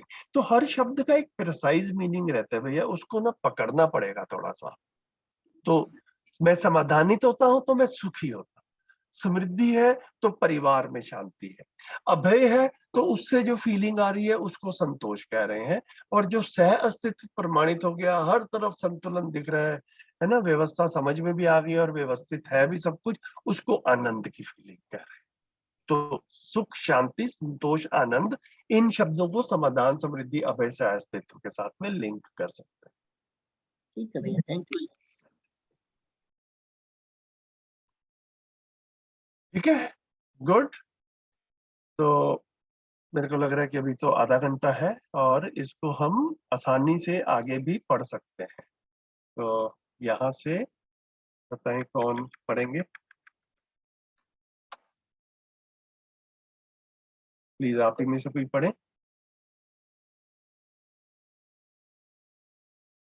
भैया मैं पढ़ती हूँ। नमस्ते। नमस्ते, नमस्ते शालिनी दीदी, आप पढ़िए। भैया मेरे को सिर्फ आप पेज बता दें। ये पेज सामने ही है, पेज 80 है दीदी। हाँ, नहीं मैं किताब से थोड़ा हाँ बिल्कुल ठीक है। पेज 81, जो 5 लाइन टॉप की छोड़ दीजिए, अगला पैराग्राफ। राइट।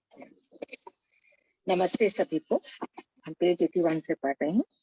इस ढंग से आश्वस्त, विश्वस्त, समृद्धि, सहज स्थिति में पहुंचते हैं।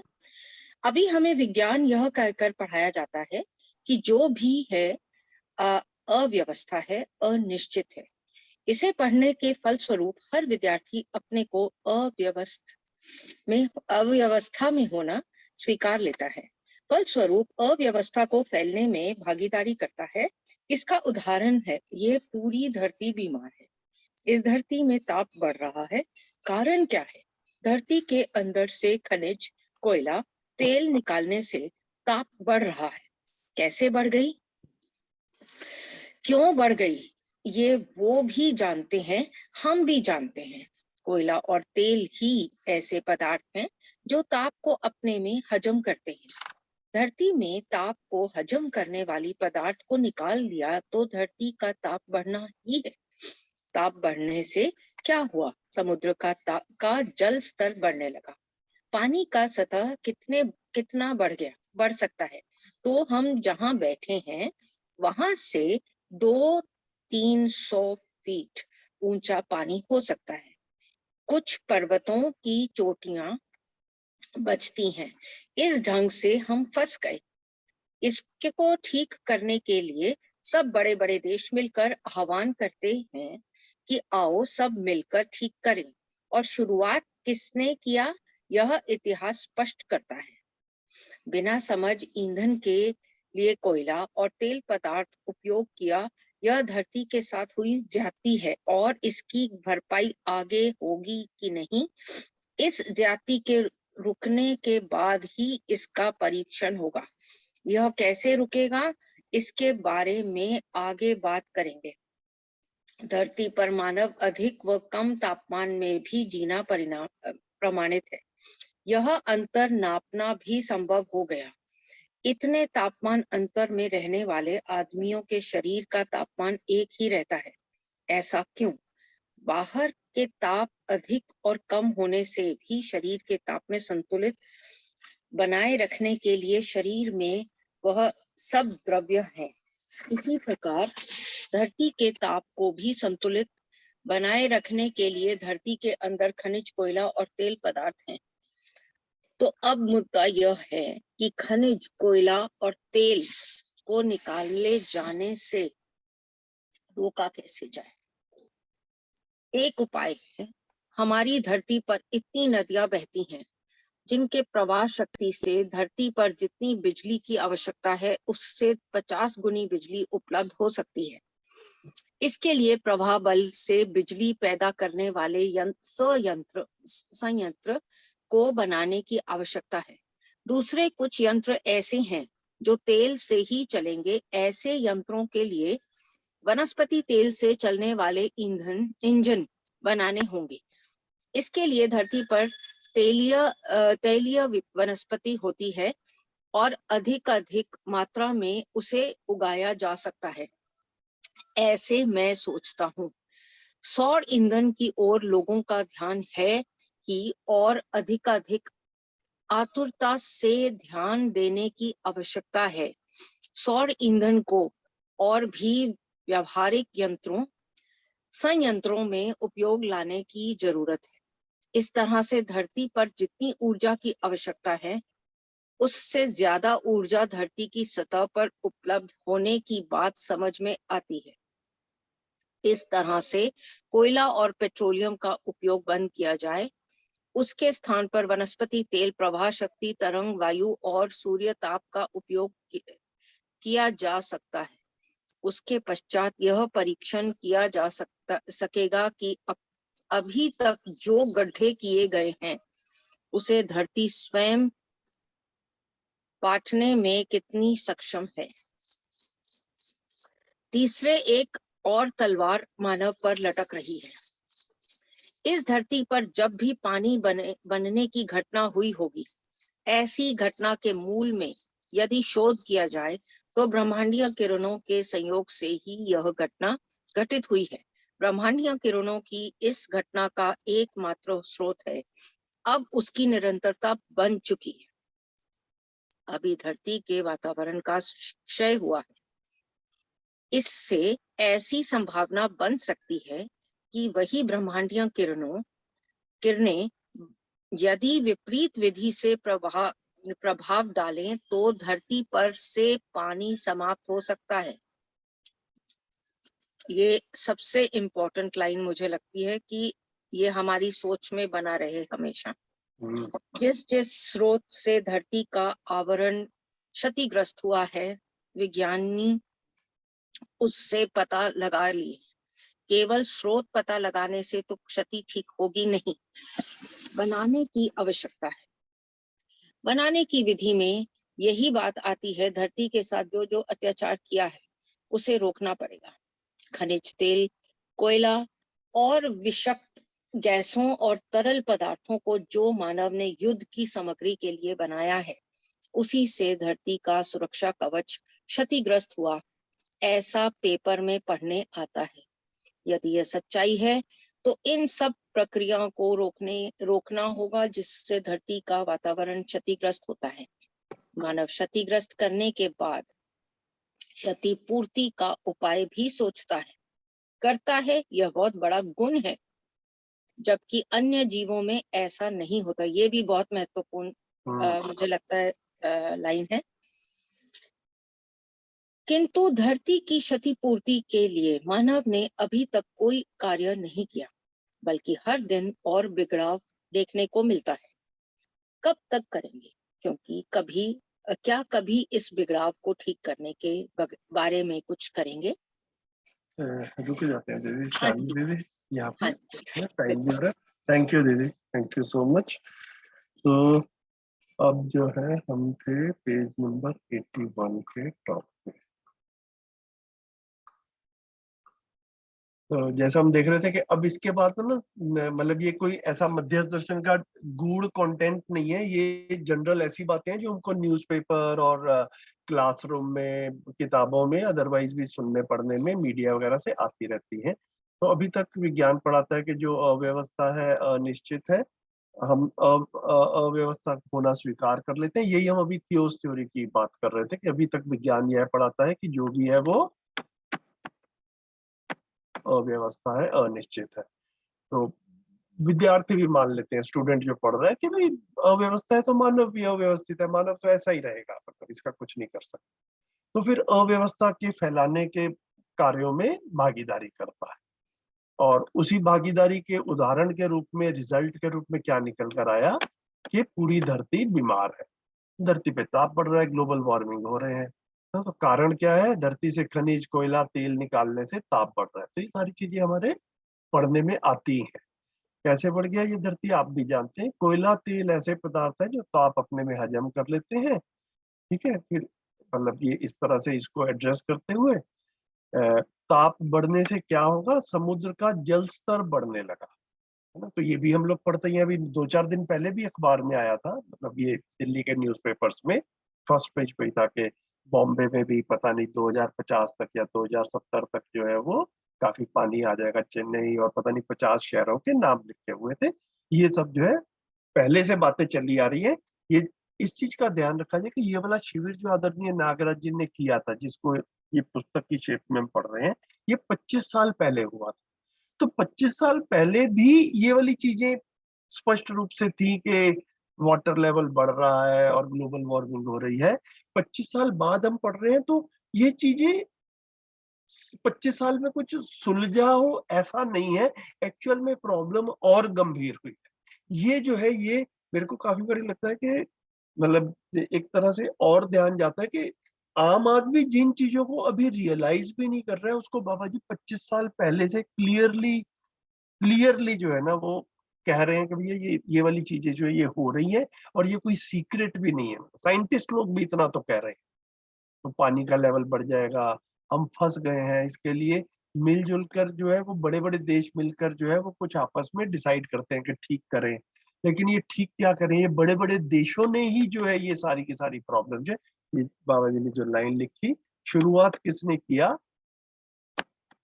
है ना, ये भी इतिहास स्पष्ट करता ही है शुरुआत किसने किया। तो ये जितना ये ग्लोबल वार्मिंग है ये इंडस्ट्रियल नेशंस में ही जिस तरह के डेवलपमेंट्स हुए और फिर उसको डेवलपिंग नेशंस और अनडेवलप्ड नेशंस जो है वो भी उसको रोल मॉडल के रूप में और एक एस्पिरेशन और इंस्पिरेशन के प्रेरणा के रूप में देखते हैं, वैसा ही बनने चाहते हैं।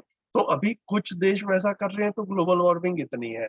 अभी धीरे से सारा ये एशियन कंट्रीज और अफ्रीकन कंट्रीज भी वैसा ही बनना चाहते हैं, तो इन सबको भी ये सब भी गाड़ियां लेंगे और पेट्रोल यूज करेंगे, है ना, पानी का दुरुपयोग होगा तो धीरे धीरे प्रॉब्लम और बढ़ने वाली है। तो जो अभी कह रहे हैं कि सॉल्व करते हैं, एक्चुअल में शुरू भी उन्होंने ही किया है, ये बाबा जी यहाँ पर कह रहे हैं। बिना समझे ईंधन के लिए कोयला और तेल पदार्थ उपयोग किया, यह धरती के साथ में ज्यादती हुई है, हम सब जानते ही है। इसकी भरपाई आगे होगी कि नहीं ये भी देखा जाए, ये कैसे रुकेगा देखा जाए। तो अब यहाँ पर बाबा जी एक एग्जांपल दे रहे हैं कि धरती पर जो है वो मानव कम और अधिक तापमान में जीना प्रमाणित है। मतलब जैसे कि कई कई गर्म देश है वहां पर टेम्परेचर 40 डिग्री 45 डिग्री 50 डिग्री हो जाता है और कई बर्फ वाले क्षेत्र है वहां पर 0 से कम डिग्री पे भी रहता है। तो धरती का टेम्परेचर अलग अलग रहता है, लेकिन इस सब के बावजूद भी कहीं पर भी मानव रहता हो उन सब मानवों के शरीर का तापमान एक ही रहता है, जिसको हम 38 पॉइंट समथिंग डिग्री सेल्सियस पहचानते ही हैं।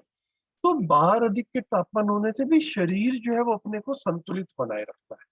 तो इस एनालॉजी को लेकर के, इस एग्जाम्पल को लेकर के बाबा जी धरती के साथ में भी एक अपना हाइपोथेसिस रख रहे हैं कि बाहर कुछ भी होता रहे, धरती में भी अपना टेम्परेचर संतुलित मेंटेन करने के लिए ये जो खनिज और कोयला और तेल है, ये इन्हीं की वजह से ही धरती का भी अपना एक टेम्परेचर मेंटेन रहता है। हमने जब इस सब को अपसेट कर दिया तो धरती का टेम्परेचर भी अपसेट है ना। ये एक बात जो है बाबा जी यहाँ पर रख रहे हैं। तो अब एक मुद्दा यह है कि खनिज कोयला और तेल को निकाले जाने से रोका कैसे जाए। तो एक तो वाटर से जो है वो एनर्जी प्रोड्यूस करने की बात जो है वो कह रहे हैं हाइड्रो इलेक्ट्रिक प्लांट। ये साइंस भी कहती है कि हाइड्रो इलेक्ट्रिक जो सोर्सेज है ये अपने आप में और काफी हद तक पॉल्यूशन फ्री जो है वो है, पॉल्यूशन जो है और ये धरती के बाकी जो असंतुलन है वो नहीं रहता। तो इससे बिजली की आवश्यकता पूरी भी हो सकती है, सरप्लस भी हो सकती है, ये कैलकुलेशंस किए जा सकते हैं। इसके साथ प्रवाह बल से बिजली करने के लिए भी संयंत्र है, काफी सारे जो वाटर वेव्स होती हैं उससे भी पानी बन सकता है, ऐसा भी साइंटिस्ट ने कुछ प्रयोग किया है। कुछ यंत्र ऐसे हैं जो तेल से ही चलेंगे, तो उसके लिए वनस्पति तेल से चलने वाले इंजन जो बनाने पड़ेंगे। तो वनस्पति तेल जो है वेजिटेबल ऑयल्स जो है ये अपने आप में रिन्यूएबल है ना? जो हम धरती से क्रूड निकालते हैं वो रिन्यूएबल नहीं है, वो लाखों करोड़ों साल में जाकर के बनता है। लेकिन एक तेल वाला जो पौधा है जिसके फ्रूट से तेल मिले हमको, है ना, तो वो तो जो है वो हर साल ही हमको तेल दे सकता है, तो वो रिन्यूएबल आता है। तो इसके लिए धरती पर तैलीय वनस्पति होती है, इसको जो है वो कह रहे हैं, इशारा कर रहे हैं, इसको अधिकाधिक मात्रा में उगाया जा सकता है। सौर ईंधन की ओर भी लोगों का ध्यान है, सोलर एनर्जी की तरफ, उस पर कर ही रहे हैं, इस पे और फोकस करते हैं। इस तरह से धरती पर जितनी ऊर्जा की आवश्यकता है, उससे ज्यादा ऊर्जा धरती की सरफेस पर ही उपलब्ध हो सकती है ना। पानी भी धरती की नदियां जो है वो धरती की सरफेस पे हैं। सोलर एनर्जी हम धरती की सरफेस पे ही टैप कर सकते हैं। ये जो ऑयल है, जो वनस्पति ऑयल है, ये भी धरती की सरफेस से ही मिल सकता है। हमें धरती में खोद के कुछ निकालने और धरती के पूरे इक्विलिब्रियम जो बना हुआ है, संतुलन बना हुआ है, उसको अपसेट करें, इसकी जरूरत है। इस तरह से कोयला, पेट्रोलियम का उपयोग बंद किया जाए, उसकी जगह पे वनस्पति तेल, प्रवाह शक्ति, तरंग, वायु और सूर्य ताप को यूज किया जा सकता है। इसके पश्चात यह परीक्षण किया जा सकता है कि अभी तक जो गड्ढे कर दिए, जो माइनिंग कर ली, मतलब उसको धरती अपने आप रिपेयर कर पाए तो भी ठीक है, रिपेयर नहीं कर पाएगी तो मानव को कुछ करना पड़े तो वो करे। मानव ने सारी तकलीफ भी दी है, तो ठीक करने का काम भी अगर हमें करना पड़ेगा तो करें। तो एक और तलवार जो है, एक एडिशनल प्रॉब्लम क्या बता रहे हैं कि अभी तक पानी बनने की जो घटना बनी होगी धरती पर, उस पे शोध किया जाए तो ब्रह्मांडीय किरणों, कॉस्मिक रेज जो है वो उसी के संयोग से ही, किन्हीं संयोगों में धरती पर कभी पानी बना। तो पानी बनने के बाद ही पदार्थावस्था से प्राणावस्था का जो प्रकटन है वो संभव है ना। प्राणावस्था मतलब ये पेड़ पौधे जो है वो पानी होने के बाद ही डेवलप हुए, उनका प्रकटन। तो ये एक एक जो है काफी इम्पोर्टेंट घटना रही धरती पर, जो है ये चारों अवस्थाओं के प्रकटन। तो अब बाबा जी क्या इशारा कर रहे हैं कि इन ब्रह्मांडीय किरणों से, जिन संयोगों से ये पानी बना, अब जो है हम वातावरण को जो है डिस्टर्ब कर रहे हैं, यहाँ पर वातावरण का, धरती के वातावरण का अभी क्षय हुआ है पिछले कुछ डिकेड्स में, कुछ दशकों में। तो जिन संयोगों से पानी बना था, अगर उसके विपरीत संयोग बन जाए तो ये पानी धरती पर समाप्त हो सकता है ना। पहले कभी नहीं था पानी और पानी बना, अब उसके विपरीत की घटनाएं हो जाए तो पानी है, अब पानी नहीं रहेगा, ऐसा भी संभव है। ये बाबा जी एक बिल्कुल जो है एक संभावना के रूप में इशारा कर रहे हैं कि भैया अगर आप लोग, मानव जाति सचेत नहीं होती तो अपने पैर पे कुल्हाड़ी मारने वाली बात जो है वो हो सकती है। तो जिस जिस स्रोत से धरती का आवरण क्षतिग्रस्त हुआ है, विज्ञानियों ने पता कर ही लिया है। अब स्रोत को पता लगने से ही क्षति अपने आप ठीक नहीं हो जाएगी, उसके लिए कुछ करना पड़ेगा। धरती के साथ जो अत्याचार हुए उनको रोकना पड़ेगा। खनिज तेल और कोयला जो है और जो पॉइजनस गैसेस है और युद्ध की सामग्री है, ऐसा पेपर में पढ़ने में आता ही है, इन सब प्रक्रियाओं को रोकना, जिससे धरती का वातावरण क्षतिग्रस्त होता है। तो क्षतिग्रस्त होने के बाद में क्षतिपूर्ति का भी उपाय जो है वो मानव सोचता है। ये मानव का एक बड़ा गुण है, अन्य जीव ऐसा नहीं सोचते हैं। ये शालिनी दीदी पढ़ते टाइम बता रही थी, this is very interesting, this is what makes humans different from animals. मानव जो है वो पशु नहीं है, जीव नहीं है, मानव पशुओं से एक अलग अवस्था की इकाई है। इसको बाबा जी ने मध्यस्थ दर्शन में बड़ा क्लियरली लिखा है कि मानव ही धरती पर ऐसी इकाई है जो सब कुछ समझना चाहता है और सब कुछ समझ भी सकता है। और किसी जीव जंतु में ये वाली कैपेसिटी नहीं है, ये पोटेंशियल नहीं है कि वो सब कुछ समझ ले और सब कुछ समझना चाहता हो और सब कुछ समझ भी सकता हो ना। मानव में हमको ये दिखता ही है, ये वाली टेंडेंसी। तो this is what makes humans different from other animals on this earth. किसी धरती की क्षतिपूर्ति के लिए मानव ने अभी तक कुछ किया नहीं, बिगड़ाव ही किया है, कब तक करेंगे। ये जो है इसको इस अभी तक इन 2 पैराग्राफ्स में, तो ये एक जनरल सा डिस्कशन था, मुझे इसलिए लगा कि इसमें ज्यादा डिटेल में जाने की आवश्यकता नहीं है। एक बार हमने पढ़ने के बाद में दोबारा से इसको रिव्यू कर लिया, मुझे जितनी बात रखनी थी रखी। आप में से भी किसी को लगता है कि इस पे कुछ ध्यान जाता है कुछ प्रश्न बन रहा हो, कुछ शेयरिंग करनी हो तो कर सकते हैं। यहीं तक अभी तक हमने पढ़ा। भैया एक शेयरिंग था। बताइए दीदी प्लीज। झट्रोपा नाम का एक पौधा है। अच्छा। हाँ, उससे ऑयल निकाला गया था, बायोडीजल उसको कहते हैं। अच्छा। तो हमारे यहाँ पर एक मारुति चित्तमपल्ली करके एक काफी फेमस एनवायरमेंटलिस्ट थे। नवेगांव में उनका काम था और उन्होंने 20 इयर्स सलीम अली के साथ वो उनके साथ जंगलों में घूमा था। ओके। तो उनकी काफी नॉलेज थी इन सब चीजों पे। तो यहाँ पे एक्सपेरिमेंट हुआ था और मेरे ख्याल से if I am not mistaken, आप चेक कर सकते हैं गूगल करके, राजेंद्र सिंह जो वाटरमैन कहलाते हैं, उन्होंने भी शायद इसके ऊपर काम किया है। Jatropha, it is a oil producing plant. Okay. तो उसको ठीक है। बायोडीजल में कन्वर्ट करने की ऐसी कुछ एक्सपेरिमेंट्स हुई हैं। बिल्कुल ठीक, बिल्कुल ठीक है। तो मैंने कहा सबकी जानकारी। हाँ, देखिए, हाँ, बढ़िया। शेयरिंग होने से लोग अपना अपना शोध करना शुरू करें और किसी को कुछ करना है, जैसे भैया ने समृद्धि के ऊपर बात की। देखिए कहाँ से कौन सी चीज कनेक्ट होती है भैया, हम नहीं जानते। बिल्कुल। तो ये जो है, जैसे ये जो जितना यहाँ पर बाबा जी ने वनस्पति, तैलीय वनस्पति कहा ना, जो प्लांट्स हैं जो हमको ऑयल दे सकते हैं, तो उसी को ही दीदी जो है वो कह रहे हैं कि मतलब काफी काम ऐसे हो रहे हैं कि जो उन्हीं से ये कार वगैरह चलाने के लिए भी, तो बायोडीजल जो है अभी प्रेजेंटली भी कुछ ऐसा है कि कार में कुछ परसेंटेज 10% या समथिंग जो है वो बायोडीजल वगैरह मिलाने का एक सिस्टम कुछ चल रहा है। मैं ज्यादा डिटेल में नहीं जानता।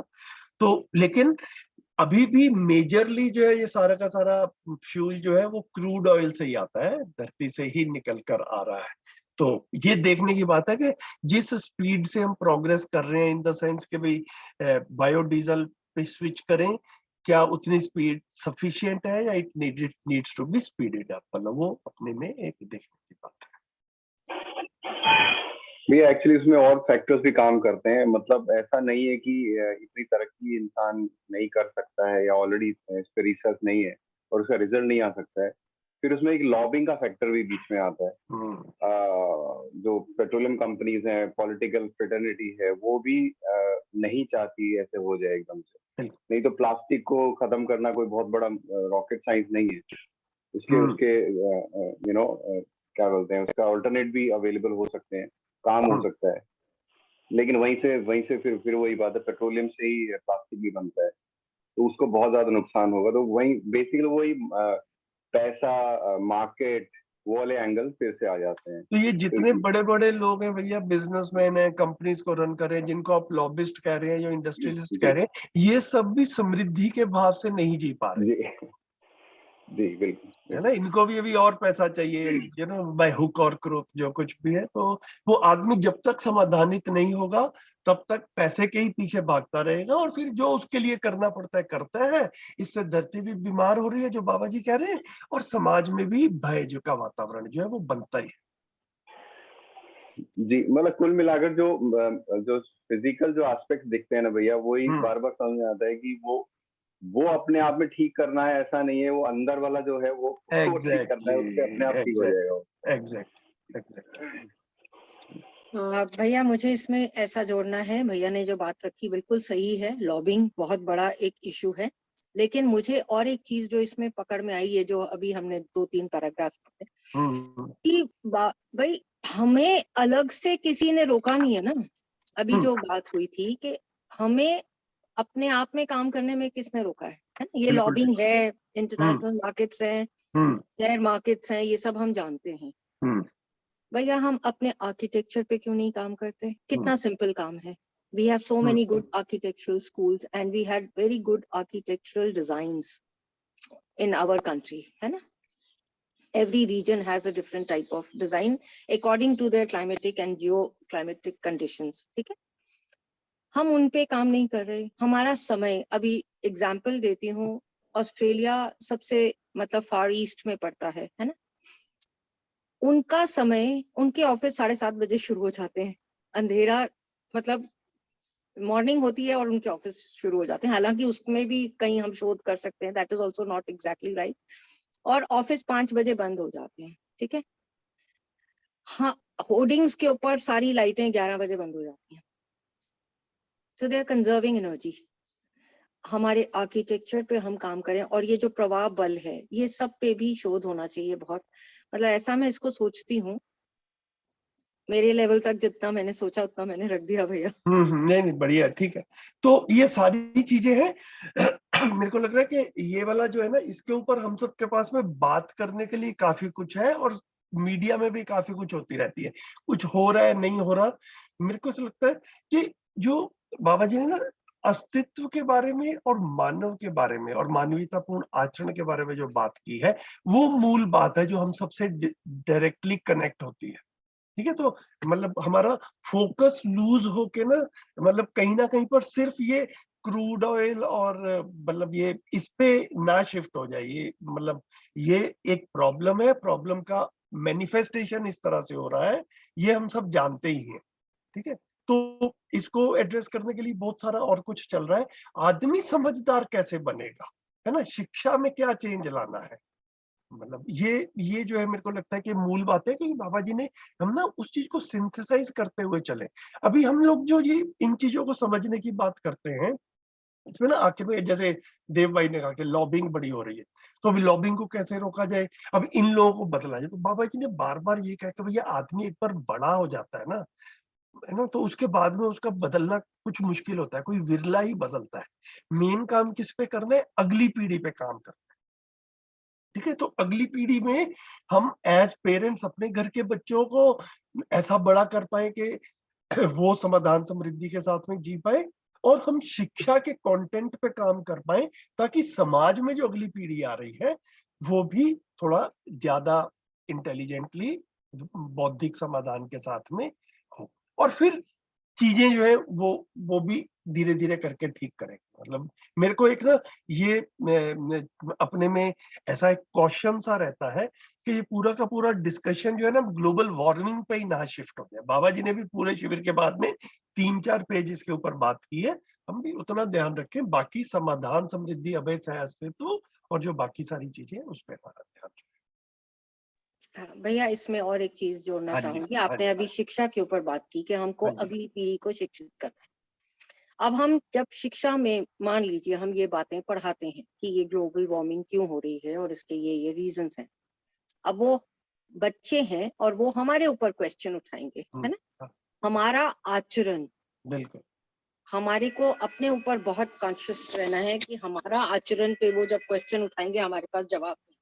बिल्कुल ठीक, बिल्कुल ठीक। तो जो भी व्यक्ति बड़ा व्यक्ति जो है as parent, as teacher, as guide, as mentor बच्चों से बात करेगा, उसके पास में जवाब होना जरूरी है। अगर खुद के पास में जवाब नहीं है तो बात को उतना ही खोला जाए जितना हैंडल की जा सकती है, और अपने पे काम किया जाए तब तक।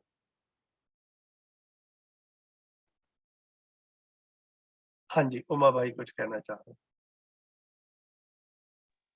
भैया, हाँ, मुझे ऐसा लगता है जैसे आप अभी तक बातचीत चल रहा था उसमें ऐसा लगता है कि एक परंपरा में भी और बाबा जी भी कहते जो कुछ भी होता है वो अच्छा के लिए ही होता है। तो एक समझ की एक प्रक्रिया है बौद्धिक विकास की, है ना? जो चीज़ बाबा जी समझाना चाहते हैं या कहना चाहते हैं अपनी बातों को, और हम लोग को भी समझने की ज़रूरत है अगर हम सृष्टि में रहना चाहते हैं तो, एग्जिस्टेंस में। तो ऐसा लगता है कि ये सब जो बौद्धिक विकास है उसका एक क्रम चल रहा है। जैसे अभी यूक्रेन का युद्ध देखिए और भी देखिए, तो एक समझ बनेगा। उनके लिए बहुत ज़रूरी है कि हम एजुकेशन पर ध्यान दें, लेकिन ये भी एक समझ की प्रक्रिया है। समझ की प्रक्रिया ऐसे कि प्रक्रिया में लोगों को दर्द होता ही है, ऐसा लगता है। जैसे कि कभी-कभी ऐसा लगता है जैसे किसी जो औरत होती है उनको जो गर्भ धारण करते हैं, फिर उनको जो गर्भाशय में बच्चा होता है उस समय में ज़्यादा पीड़ा होता है। और पीड़ा होने के बाद जब एक रिजल्ट आता है, बच्चा जब पैदा हो जाता है, जब रिजल्ट आता है तो बहुत अच्छा लगता है सभी को। तो ये भी मानसिक एक या बौद्धिक विकास का एक प्रक्रिया है, जिस प्रक्रिया से हम ऐसे ज़बरदस्ती किसी को समझा नहीं सकते। एक प्रक्रिया के थ्रू हाँ, इन्फॉर्मेशन के तौर पर हम क्लास में भी रखें अपने साथियों के पास भी रखें, जहां पर भी हमारी बात की स्वीकृति हो और या हम नहीं जैसे भी हो, और तो जैसे वहां पर भी शालिनी रख दें जरूर इंफॉर्मेशन के लिए। और जैसे शालिनी दीदी ने कहा, हमारे आचरण में भी रखें। हाँ, बिल्कुल, बिल्कुल। जब हम रखने जाएँगे तो इन्फॉर्मेशन के रूप में अगर किसी को देने जाएँगे, तो उससे पहले ज़रूरी है कि वो हम में हो, हाँ है ना? क्योंकि आचरण से ज़्यादा व्यक्ति सीखता है ना? जो समझा हुआ समझाने का काम, जिया हुआ जीने के काम, ऐसा है। तो वहाँ पर जाते हैं तो देख पाते हैं। तो इतनी जो मैं भी कभी-कभी परेशान हो जाता था, तो फिर इस सोच को मैं निश्चित किया, अपने अंदर में रखा कि इतना हड़बड़ाने से कुछ नहीं होगा और ना उतना दुखी होने से कुछ होगा। ठीक है, एक प्रोसेस है, प्रोसेस के थ्रू ये चलेगा और इसमें हड़बड़ाने और कुछ करने की ज़रूरत नहीं। जहाँ पर हमारा जितना लोकेलिटी में जितना व्यक्ति हैं, अपने आचरण में ला करके लोकेलिटी में व्यक्ति हैं, उनको एक बार इन्फॉर्मेशन के तौर पर दें। जहाँ पर हम क्लास में पढ़ाने जाते हैं, तो क्लास में बच्चों के साथ ये भी शेयर करें ज़रूर कि आपके पास भी उपाय है, क्या ये अच्छा उपाय है या नहीं है, इस पर भी आप चिंतन करें। वो बौद्धिक पक्ष को मजबूत करने के लिए। इतना ही शेयरिंग था भैया मेरे तरफ बहुत से, जैसे मैं बहुत सोच पाया। बढ़िया। और कोई साथी? हाँ, अब जब एक चीज भैया और चीज है कि जैसे भैया ने अभी रखा, ये सबके पास तकलीफ आती है जब हम इसको मध्यस्थ दर्शन को या जीवन विद्या को किसी के सामने एक प्रस्ताव रखने की कोशिश करते हैं। तो भैया ने जैसे कहा कि ये एक क्रम है ना, और ये हमें दिख ही रहा है कि अभी आपने भी कहा कि ये सदियां लग जाएंगी इसको हमें प्राप्त करने में। तो अब फिर जब हम ऑर्डिनरी लोगों को, जैसे मतलब जो भय प्रलोभन आस्था में जी रहे हैं और वो सब चीज में जी रहे हैं, आहार निद्रा भय प्रजनन में, तो उनको लगता है कि ठीक है ना, जिंदगी तो बढ़िया चल रही है, क्या दिक्कत है फिर। यहाँ अब इस चीज को मैं भी काफी दिनों से इसका शोध कर रही हूँ कि इसको फिर हम कैसे, भले ही हम ये बोल दें कि भाई आपको सुख चाहिए, आपको निरंतर सुख चाहिए, आपको समाज अच्छा चाहिए, आप अभी भय नहीं, तो दे आर कंफर्टेबल, जैसे जिंदगी ऐसी ही चलती है। तो उनका क्या किया जाए? किया जाए, हाँ, ये मतलब ये भी एक एड्रेस करने का की है चीज। तो मैं दीदी, मैं इसको ना ऐसे देखा हूँ कि जैसे आदरणीय नागराज जी भी हैं, तो वो भी सबको समझा दूंगा इस प्रवृत्ति के साथ में या इस संकल्प के साथ में नहीं प्रस्तुत हुए, है ना, जहां तक मैं तो मैं क्या देखता हूँ, तो बाबा जी ने क्या कहा कि भैया मैं ठीक से जीता हूँ। ठीक से जीना क्या होता है, जो भी समझना चाहता है उसको मैं समझाने के लिए उपलब्ध हूं, जिसको समझना हो मैं उपलब्ध हूं। इस तरह से, इस मैनर में जो है ना आदरणीय नागराज जी प्रस्तुत हुए। तो जितने भी हमारे साथी जो है, हमारे से पहले वाली पीढ़ी के साथी रहे, जिन्होंने बाबा जी के साथ में डायरेक्टली समय बिताया, सोम भाई, साधन भाई, गणेश जी, राकेश गुप्ता जी, श्री राम भाई, ये सब जो है, तो बाबा जी ने ये नहीं कहा कि मैं सारे लॉबिंग को ठीक कर दूंगा या मैं सारे समाज में से भ्रष्टाचार खत्म कर दूंगा, है ना। समझे हुए लोगों की संख्या बढ़नी है, यही एकमात्र तरीका है आगे बढ़ने का, है ना। ये इंपॉर्टेंट है कि समाज में समाधानित लोगों की संख्या पीढ़ी दर पीढ़ी बढ़ती जाए, ये जो है ये करने वाला काम है।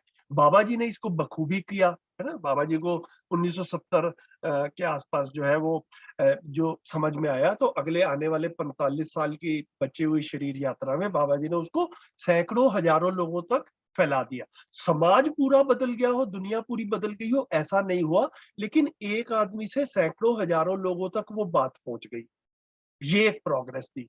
अब हम सब का भी, मैं अपने में देखता हूँ तो मुझे दीदी ये बड़ा क्लियरली दिखता है, समाज जब बदलेगा ना, वो तो अभी लंबा टाइम है, कई जनरेशंस निकलेंगी। हम भी अपनी शरीर यात्रा में समझे हुए लोगों की संख्या बढ़ जाए, यही इसका आगे बढ़ने का तरीका है, और कोई तरीका नहीं है इसका। तो इसमें जो समझना चाहता है उसके साथ में बात आसानी से होगी, जो ढीठ है, जिद्दी है, और जो पैसे के पीछे भागना ही उसने अभी तक अपना एक तरह से धर्म माना हुआ है, उसको समझाने में ऊर्जा ज्यादा लगेगी, मतलब अब उसको ही पकड़ के समझाऊं या जो समझना चाहता है उसको समझाऊं, तो रिजल्ट जो है, जो सुपात्र है, जो समझना चाहते हैं, उनके साथ में अच्छे रिजल्ट्स आएंगे, अगली पीढ़ी में भी और हमारी समकक्ष पीढ़ी में भी। उनके ऊपर फोकस किया जाए। मेरे को दीदी इस तरीके से बात थोड़ी सी समझ में आई। बिल्कुल भैया, I think I agree with you 100%, बिल्कुल ठीक है। बहुत बढ़िया भैया, ये बात। उमा भाई। हाँ संदीप, मैं थोड़ा सा जैसे दीदी बोली, तो जो मैं अपना देखता हूँ समाज को, तो उस पर मैं बता देता हूँ थोड़ा सा, कि जैसे जैसे मैं इस दर्शन को समझ पा रहा हूँ, तो मैं पूरा समाज को 1-2% की तो हम नहीं गारंटी लेंगे या नहीं जानते हैं, लेकिन जब जितना समय बिहेवियर करता हूँ या व्यवहार करता हूँ, तो उसमें जो प्रिय हित लाभ, इसी का कॉम्बिनेशन दिखता है। किसी में यही चीज थोड़ा कम है, किसी में ज्यादा है, किसी में प्रिय ज्यादा है तो किसी में हित ज्यादा है, किसी में लाभ ज्यादा है, किसी में कुछ कम है। इसी का कॉम्बिनेशन के रूप में दिखता है हमको जब भी हम जाते हैं देखने के लिए, तो है ना।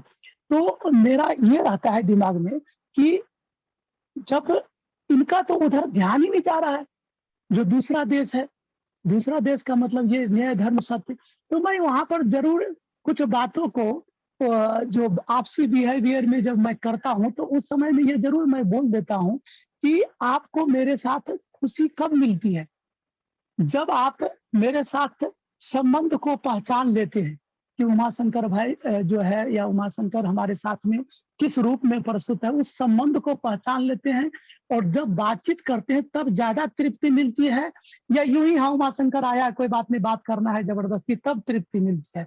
तो हल्का से मैं पुश करता हूँ उस समय में उनको, उसके बाद ये कह करके मैं छोड़ देता हूँ, ताकि उनके पास में जब भी उनको खाली समय मिले, मैं जबरदस्ती कभी भी किसी को नहीं करता, जब भी खाली समय मिले, 10 दिन बाद, 2 महीना बाद, साल भर बाद, कभी न कभी ब्रेन एक बार उधर जरूर दिमाग या मन जाता है, यार वहां पे भी तो कभी बातें कहा था, उनको एक बार सोचते हैं।